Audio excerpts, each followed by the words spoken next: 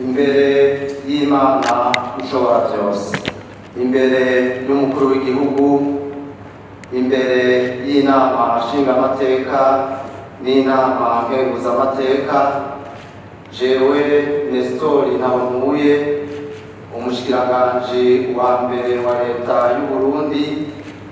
ndarahiye ko ntazotirigana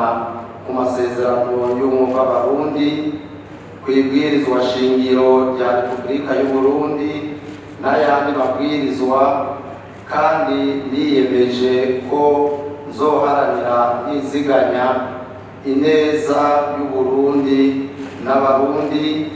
mwubahiriza ubumwe bw'Abarundi, amahoro n'ubutungane kuri bose,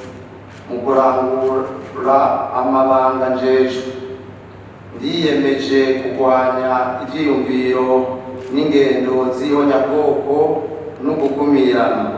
guharanira no guteza imbere agateka ka zina muntu n'ako abenegihugu bose.